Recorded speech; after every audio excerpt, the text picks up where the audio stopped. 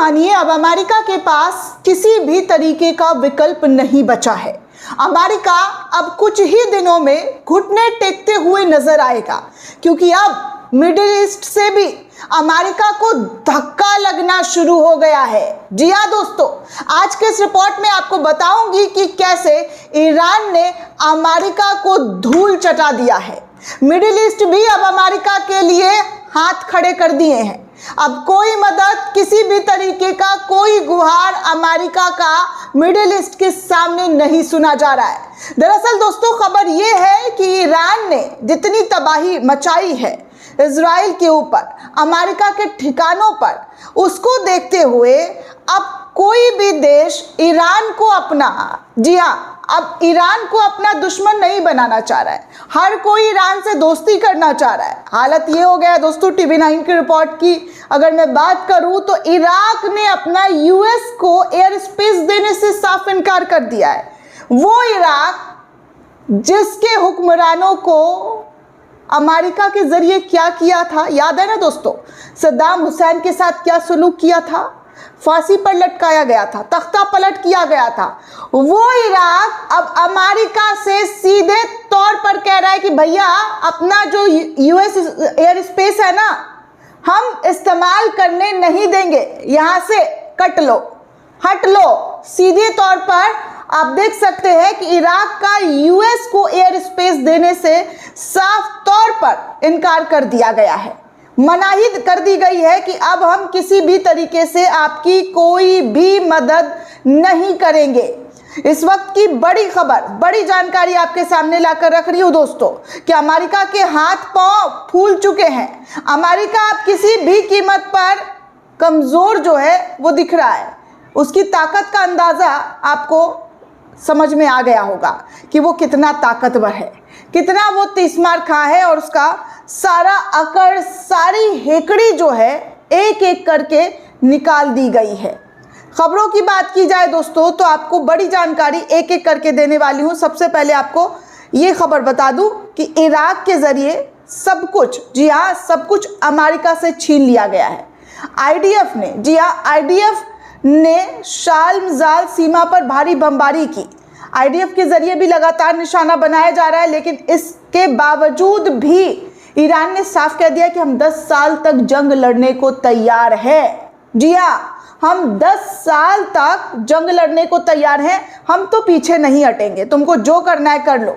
वहीं दोस्तों, नए सुप्रीम लीडर ने अपनी नई, जी हाँ, अपनी नई स्ट्रैटेजी के साथ इजराइल और अमेरिका पर तबाही लानी शुरू कर दी है।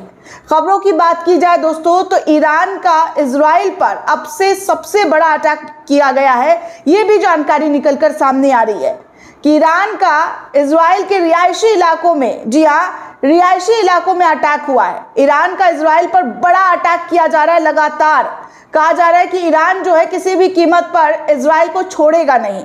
इधर इराक को जो है, इराक ने ऐलान कर दिया कि भैया हम अमेरिका को यूएस बेस अपना इस्तेमाल करने नहीं देंगे, उनका जो यूएस स्पेस है उसको लेकर यहाँ से निकलिए।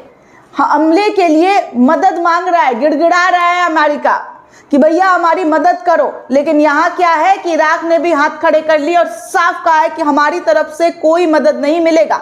इनकार कर दिया गया है दोस्तों।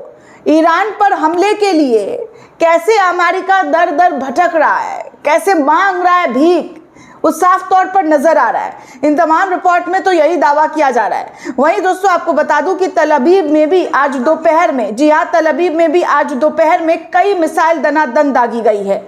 ये नेटवर्क 18 के हवाले से खबर सामने आई है कि आज जो है तल अवीव के अंदर बड़ी भयानक स्थिति ला दी गई है। इजरायली सेना ने लेबनान पर एयर स्ट्राइक किया है, तो वहीं ईरान ने तल अवीव पर दनादन मिसाइल दागना शुरू कर दिया है। इजरायली सेना को सबक सिखाना शुरू कर दिया है। वहीं लेबनान की तरफ से भी लगातार अटैक किया जा रहा है। अब ये तमाम तस्वीरें आपके सामने एक एक करके रख रही हूँ कि क्या हाल और किस तरीके के हालात इस वक्त इजराइल के लिए बना दिए गए हैं। इजराइल पूरी तरीके से थर थर कांप रहा है, क्योंकि उसके पास इंटरसेप्ट करने के लिए मिसाइलें जो है ईरान के जरिए दनादन गिराए जा रहे हैं, उसको वो सही से इंटरसेप्ट कर नहीं पा रहा है। स्थिति ये हो गई है कि जगह जगह पर आग, धुआं, मलबा सिर्फ और सिर्फ दिखाई दिया जा रहा है। गाजा में जो हाल किया गया था वो इस वक्त ईरान ने इजराइल में ऐसी तबाही ला रखी है जिसके बारे में इजराइल सोच भी नहीं पा रहा था। उसको ये कभी उसने गुमान भी नहीं किया था कि ऐसा कुछ तबाही जो है ईरान ला देगा। अमेरिका ने भी साफ तौर पर कह दिया है कि हम जो है जी हाँ युद्ध को खत्म करना चाहते हैं, ईरान से बातचीत करना चाहते हैं, लेकिन ईरान ने उनकी बातचीत को साफ तौर पर ठुकरा दिया है।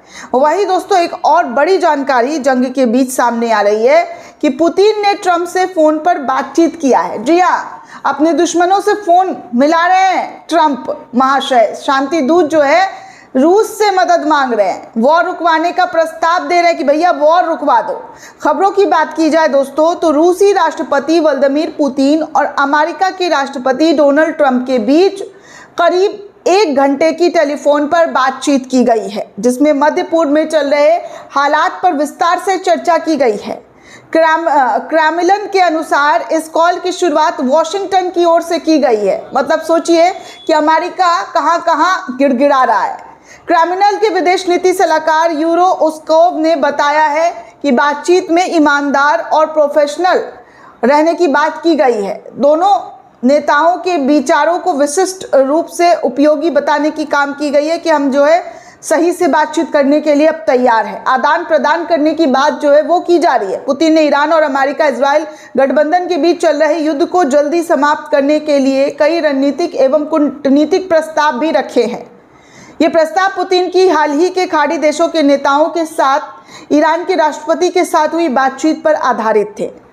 उस्कोव ने कहा कि पुतिन ने ईरानी संघर्ष के तेज राजनीतिक और कूटनीतिक समाधान के लिए कुछ विचार व्यक्त किए हैं, जिसमें फारस की खाड़ी के नेता ईरान के राष्ट्रपति और सैन्य देशों के साथ संपर्क को ध्यान में रखकर बनाया है।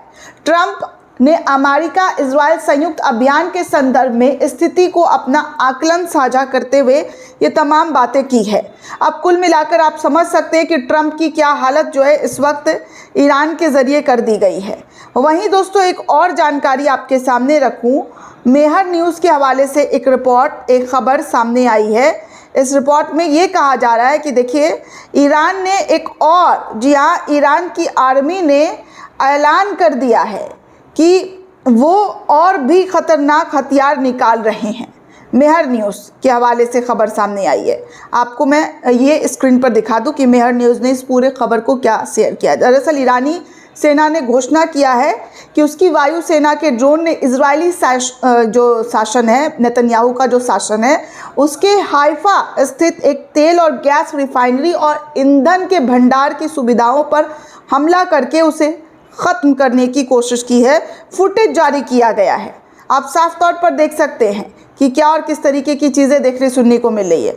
वहीं एक यूज़र ने एक और ख़बर शेयर करते हुए लिखा है कि सीज़ फायर के लिए ईरान ने कुछ शर्तें रख दी है। ईरान पर लगे सभी जो पाबंदियां अमेरिका के ज़रिए लगाया गया था उसको हटाया जाएगा। उसके जमे हुए पैसे एसेट्स वापस किए जाएंगे।